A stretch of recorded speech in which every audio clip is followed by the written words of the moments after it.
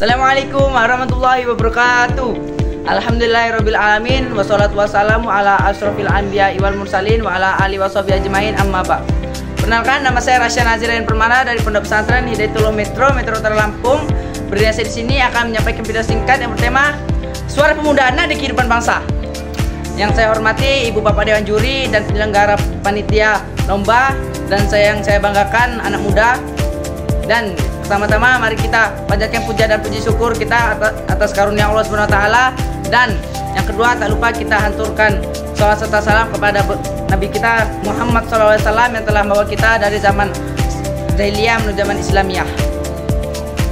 Hadirin pemuda yang saya banggakan, jika tubuh Malaysia memiliki nadi untuk memompa darah ke seluruh tubuh, maka bangsa Indonesia mempunyai pemuda untuk mengalirkan semangat dan peradaban. Tanpa nadi, tubuh kita akan lumpuh. Tanpa pemuda, bangsa ini akan kehilangan arah hidupnya. Maka dari itu saya katakan, suara pemuda adalah nadi kehidupan bangsa. Kenapa pemuda? Kenapa harus pemuda? Karena pemuda lah yang akan menggantikan generasi hari ini.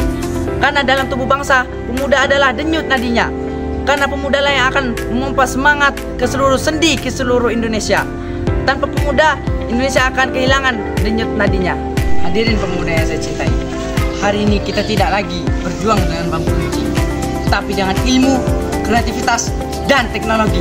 Suara pemuda kini bergema di media-media sosial, di forum-forum inovasi, di ruang-ruang diskusi, dan di panggung internasional.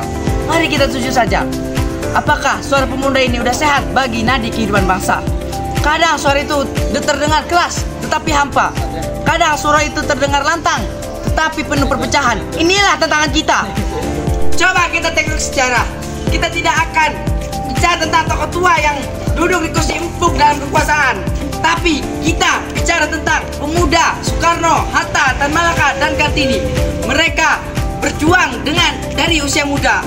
Pada tahun 28 Oktober 1928, seluruh pemuda dari berbagai daerah berkumpul dan bersumpah, satu nusa, satu bangsa, satu bahasa Indonesia. Hadirin pemuda yang saya banggakan, pemuda adalah nadi. Jika nadinya kuat, maka Indonesia akan kokoh. Jika nadinya lemah, maka Indonesia akan terhuyung-huyung. Bayangkan, jika setiap pemuda membicarakan tentang keadilan, maka negara ini akan adil. Bayangkan, jika pemuda berbicara persatuan, maka Indonesia akan kokoh. Bayangkan, jika pemuda bersuara dengan berkarya, maka Indonesia akan berjaya. Hadirin pemuda yang berbahagia, maka dari itu mari kita kobarkan semangat untuk belajar dan berkarya dan bersuara.